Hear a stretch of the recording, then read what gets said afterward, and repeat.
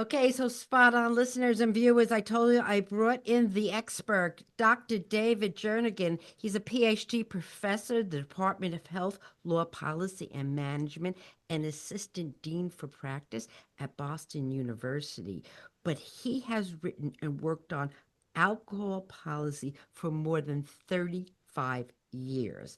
And he has published more than 170 peer reviewed articles and 7 book chapters on this topic. My goodness gracious, David, do you sleep? What do you do?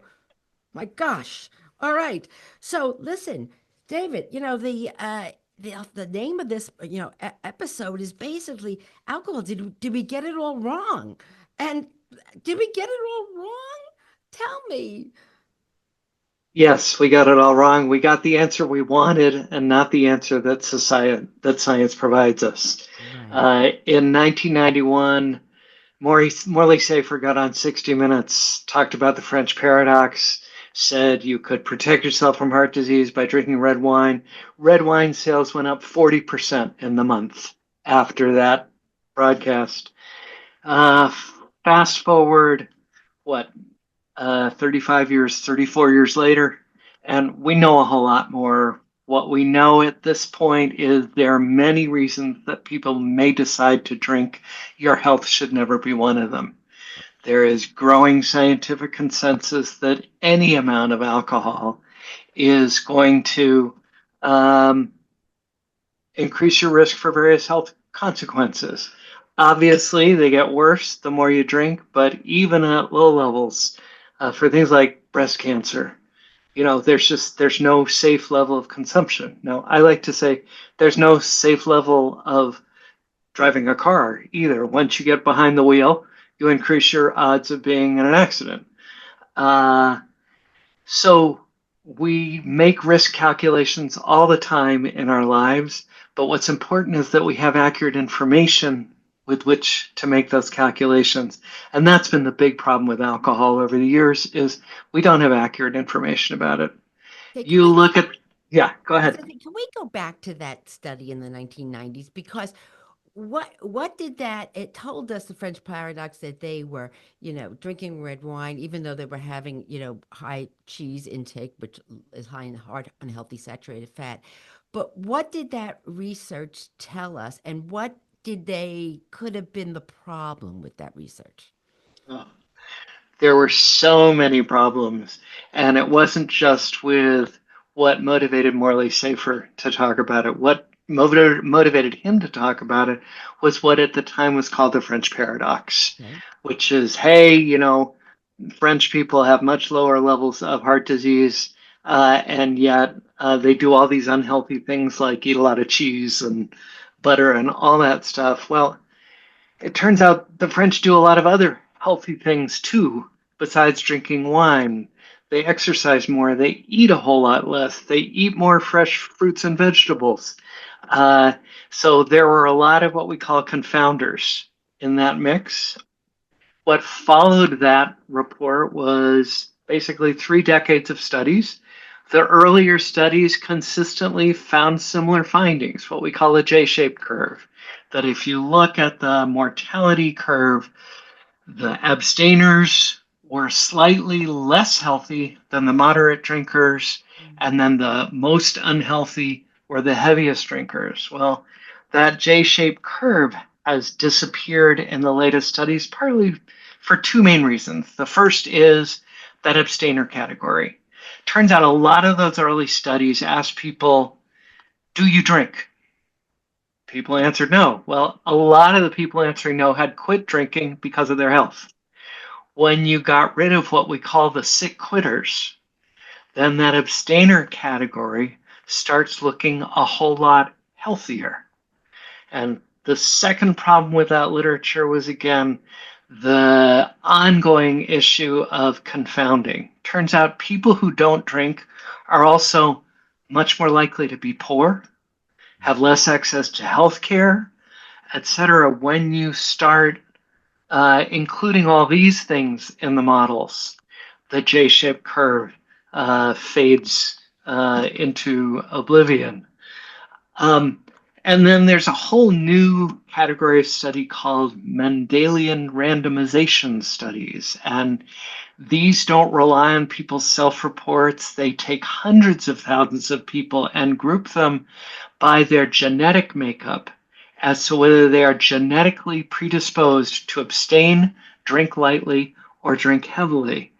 And when people have done those studies, which again can take on many more people and don't rely on self reports, um, there's no evidence of this J shaped curve. Again, the relationship between alcohol intake and health, it tends to be linear.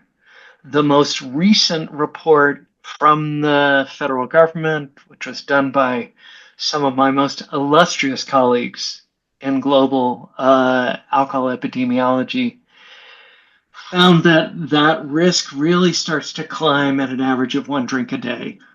And that if you go up to 2 drinks a day, which is where the US dietary guidelines currently are for men, your risk goes from 1 in 1,000 to 1 in 25 Wow. for That's mortality. that's a Yeah. big jump. And David, isn't it also, because I go to Italy once a year to teach for Boston University, actually. And what I see there is how they drink their wine. I mean, they have small amounts with meals. And even college students, Italian college students, don't go out and drink to get drunk. They have a little spritz there. They just want to get with each other and have fun. And so in America, in the United States, we kind of don't drink the same way too, right? Yeah. I'm going to have to ask you to repeat the question because I lost my audio. Okay, that's okay. That's okay. We're gonna go back. This is what's good because this is going to be this is tape uh to live to tape. So no worries. Okay. Hang on a minute. Okay.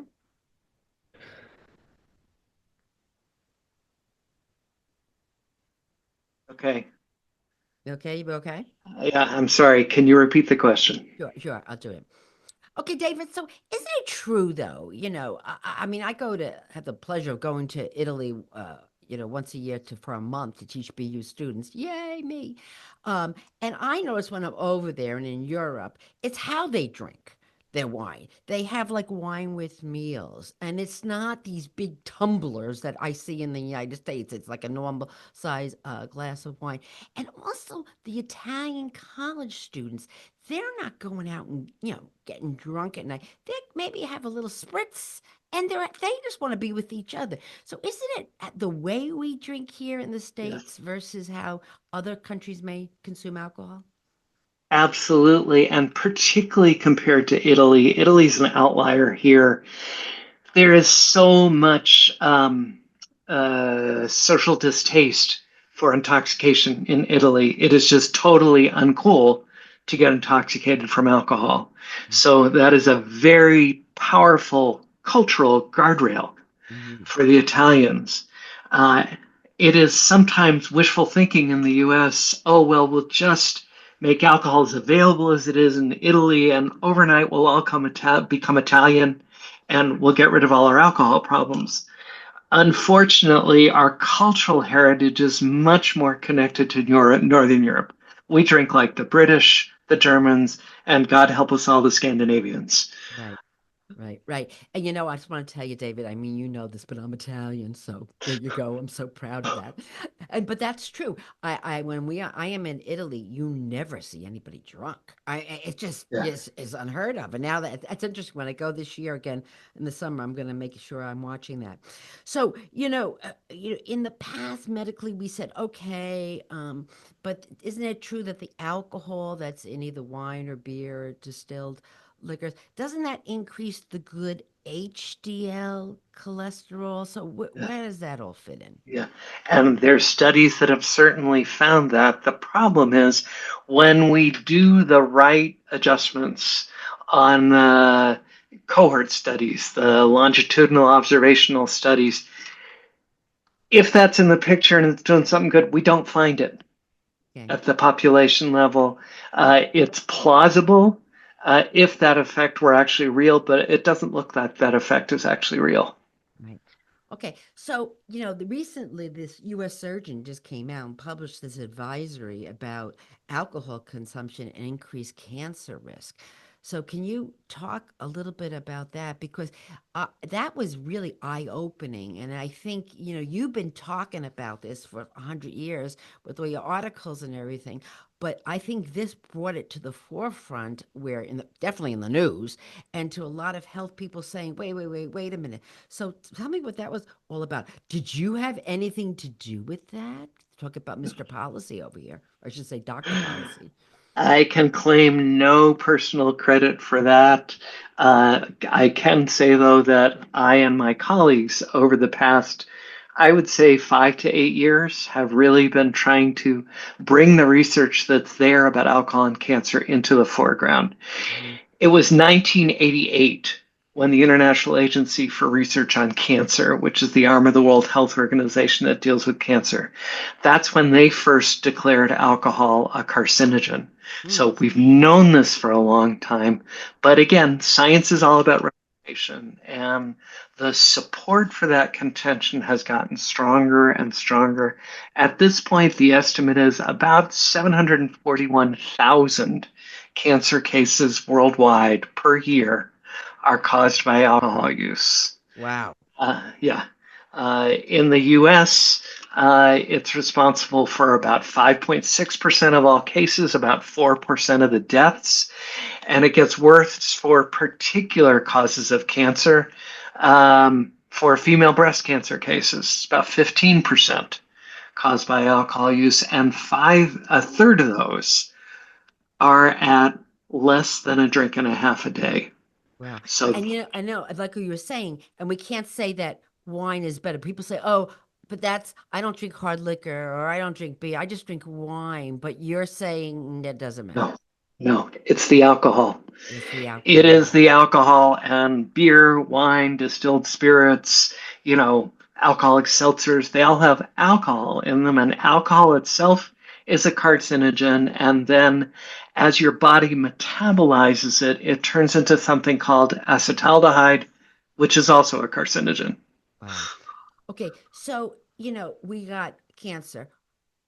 We thought it was going to help reduce the risk of heart disease, but it doesn't appear that it's doing that. We know that it can increase your blood pressure, so it can, Yeah, add to high blood pressure, which is an increased risk for heart disease and stroke. And then is the calories, David. Like yeah, and I want to tell you, I had an interview this morning, and they were just talking about calories and alcohol, and I didn't realize this. I mean, I knew that a glass of wine, traditional glass of wine, not the glass of wine that we get served, right? But a beer and, a shot, we're talking like 120 to maybe 160 calories. But a chocolate martini, D- yeah. David, just take a guess. How many calories in a chocolate martini? I'm not going to guess right. I don't know, 6 to 800. Yes, in the size that we get probably in the bars here in Boston. But a minuscule 2.5 ounce, which we know is really minuscule, was over Yeah, 400 yeah, calories. yeah, And so, we're looking at, wow, you have two martinis and that's dinner. That's dinner plus half a lunch. yeah. So really, and they're empty calories, we know, because it doesn't really give us any nutrition there. So wow, they can, it cause you to lose the battle with the bathroom scale. And we know being obese can increase the risk of all heart disease, stroke, and certain cancers. Well, So and we had a phenomenon among young women a number of years ago called drunkorexia, yes. where Can you they tell everybody were, what this is? yeah, Yes. drunkorexia is basically starving yourself during the day to counterbalance the calories that you'll ingest at night from drinking. Unhealthy on so many different ends of that. Right. Right. I mean, so now they're displacing healthy foods with 800 calories, just that they had two martinis Yeah, of, pure alcohol and sugar and fat, depending upon what's in there. And also, they would not eat all day long. So talking about when, I know this, but you can explain this when you have alcohol and an empty stomach. So why don't you explain Yeah. what's going on with that? Sure. I mean, food in your stomach will slow the absorption of alcohol into your body. The converse, there's no food in your study, yeah, in your stomach, the alcohol will be absorbed much more quickly. You'll feel the effects more quickly. But problem, particularly with young drinkers, is they will feel the effects, but it won't affect them in the same way as older drinkers. And we see this Hmm. in the rat studies. It's so interesting. Hmm. The immature rats just keep drinking. The mature rats fall asleep. And Oh, that is a natural physiological defense mechanism against alcohol poisoning. But it's part of why the risk of alcohol poisoning for young people is so much higher. They don't have that same defense mechanism operating in the same way. and also, David, which I know you know, now you see this mixing of energy drinks, taking Yeah. yeah, with caffeine with alcohol. And you know that I teach this big nutrition course at Boston University. And when I get to the chapter on alcohol, I put up this, what's wrong with this picture? And they're putting it like an energy drink with alcohol in a glass. And I turn to them and I say, if I ever see you doing this, you are grounded for the rest of your life. You know, because the stupidest thing, because now what we have is you're not going to ever go to sleep yet, and you're going to end up drinking more. So it's the most craziest thing I've Yeah. ever seen. If you cross the border into Canada, you'll Yeah, see those in premixed form. We no longer have them as premixed beverages in the US. The FDA simply sent an innocent letter to one of the largest manufacturers saying what was the evidence they used to conclude that this met what the FDA calls the GRAS standard, generally regarded as safe. And of course, there was no evidence at the time. This is 2013, 2014. These things were hitting really big, and we had studies from the emergency room and experimental studies showing basically that these products were creating a population of wide awake drunks. that's right. Oh, oh my goodness gracious! I mean, just that is what we call a bad movie. David, I'm reading a lot about warning labels on alcohol, and there are some countries that have that already, right? Yeah, yeah, So, yeah. how does that affect consumption? Well, the studies we have on warning labels consumption, it's not a very big literature, and mostly what they do is they influence knowledge, but not necessarily behavior. Hmm. But what the warning labels do is they mark alcohol as a significantly different product Hmm. from other products in the marketplace, which we think makes it easier for them to do some other things, us to do some other things that are more effective around alcohol, like limiting the marketing and promotion, Hmm. like limiting when and where you can buy and sell it, and most importantly, increasing the price by raising the tax on alcohol. We last increased the alcohol tax in the U.S. at the federal level in 1991. And in the 2017 Trump tax cuts, those taxes were rolled back about 17, 18%. That was made permanent in 2020. So we have the tax on alcohol, which was originally in place for preventive purposes to mark these products as different. Uh, Suddenly, it's made alcohol price competitive. You go into a corner store in places like Baltimore, where I used to work, and do what's the cheapest form of liquid available? It's not the soda pop, it's not the milk, it's not the orange juice, it's not the water, it's the beer. And the Right. primary reason for that is these are flat taxes, they don't rise with inflation. In Massachusetts, we last raised our state alcohol tax in 1980 when Jimmy Carter was the president, and the number one song was Call Me by Blondie. Oh, good. That's how out of date they are. They've Mhm. lost 75% of their value since then, and it makes alcohol too cheap. When you do that, people drink more. Right. And When, we know that when we saw that with cigarettes, right? When we raised the yeah, taxes on cigarettes, people, I mean, it's ridiculous what a carton of cigarettes costs right now a day, and that's, deterrent to people buying it. Do you think that we'll ever, change that, move it around and get the taxes back up, or what do you think? we're working on it. Okay. All There's right, a keep. bill. There's a bill in the Massachusetts state legislature right now that would raise the tax on alcohol by a dime a drink. It Wow. would raise close to $300 million, and the bill would designate that money to all sorts of good causes: alcohol and other drug prevention and treatment, mental health services, domestic violence prevention, and wraparound comprehensive services for children and families in K through 12 public education. Right. Okay. So keep working on that. This is why you're the Mr. Policy Man. Keep working on that. David, I have to tell you, I've been at BU 100 years. You probably have been only here 75 because I'm older than you. But I've noticed something, David, in the last maybe year or two, this whole curious sober movement among Yeah. my college students, my Gen Zs. It's just interesting. Are you seeing this over the Oh School of yeah. Public Health? Oh Yeah. yeah. Yeah. Right. So what's this all about? This is interesting. Well, you have to understand the generation that's now in college is the iPhone generation. So when they were in high school, we could already see drinking was dropping, teen pregnancy was dropping, the risky things that kids used to do when they got together, they weren't doing as much anymore because they weren't getting together in real time. They were getting together virtually. So we see more mental health problems. We see more isolation, cyberbullying, a new set of problems.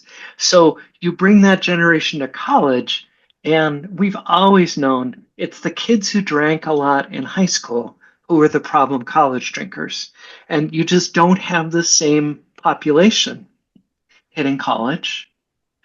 And then David, that there's is the so interesting. I never thought about that. This is why I'm having you on. But that's when you say that, that makes so much sense.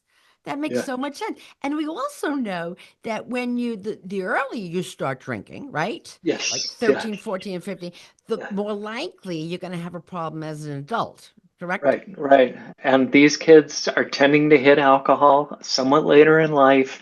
That is more protective.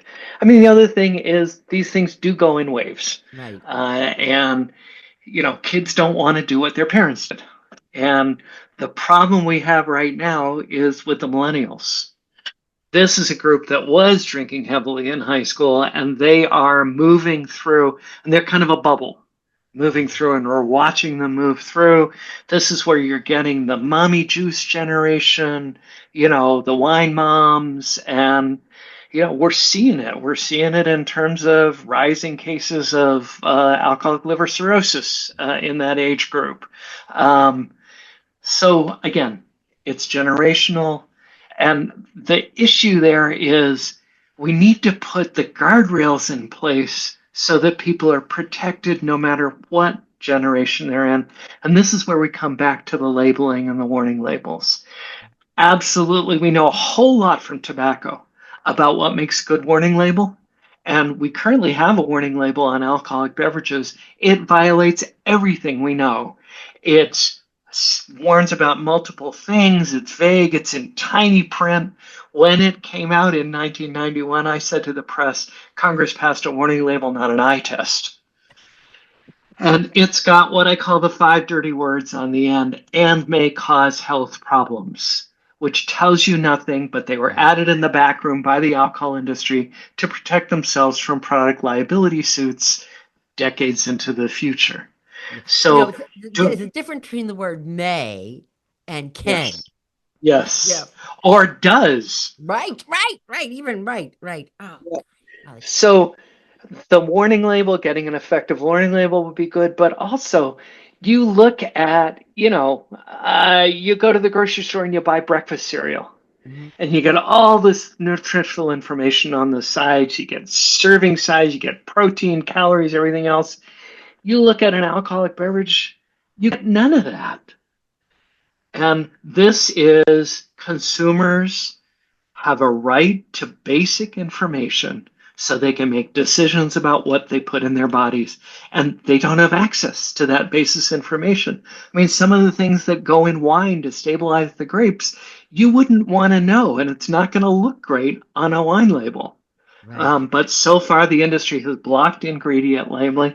They blocked serving size labeling. And, Four Loko is this notorious maker of what we call supersized alcohol, sweet, fruity. And they're the ones that were forced to remove the stimulants years ago. And they were also required by the Federal Trade Commission to put a serving size label on there because it's 23 and a half ounces Hmm. sold as a single serving. Right. Well, that's all well and good, but Four Loko comes in 8%, 12%, and 14% alcohol strengths, and all three of them have the exact same serving size label on them. Right. So they're That's lying another to us. thing. That's another thing, David. Wine is not wine because Yeah, it's alcohol by volume, and beer is not beer. Some of these IPAs yeah, yeah. are really, really loaded with more alcohol, and people don't. Oh, it's a beer. Well, it may not be. No, we're hearing that from law enforcement in the sobriety checkpoints. They'll pull somebody over and they'll say, well, I only had a couple of beers. Well, what did you have? They were craft. They were, Right. you know, eight, nine, as much as 12% alcohol. That's two beers right there. Right. That's right. That's right. That's right. That's so interesting. So, you know, is there a safe level? I mean, keep in mind I'm Italian and with the little red wine. So, is there a safe level? I mean, or no? What's the story with this? The World Health Organization has said there is no safe level. That's looking at it solely from the health perspective. Now, people get other benefits from Hmm. drinking. Hmm. It is a beverage of sociability. It's whatever. The point is, there are many reasons that people choose to drink. But the health data is clearer and clearer. It's just you start to put your health at risk, and the more you drink, the more you're putting your health at risk. And the general thing we say to people these days is whatever you're drinking, less is better. Yeah. And that's really a great way to end this. And I agree that there's a lot of support in the environment to make it easy for you to access it. You just said that it was inexpensive, um, easy to get. It's already mixed. So people have to be aware of this, and I think this is really why I wanted to do this episode, because I want people to aware that what they may have heard in the past about wine and health or whatever may not be up to date. And so that's why I had you, my good colleague here at Boston University, to come in and keep us straight. So go back to work and start working on more policy. And I just want to tell you, I couldn't get this man last week to do this episode because where was he? He was in Brazil, and he was working on not getting a tan. Thank goodness, because that's not good. But he was working on policy for alcohol consumption. So I'm telling you, the man is all over the place. So David, thank you so much for being on Spot On. Always a pleasure.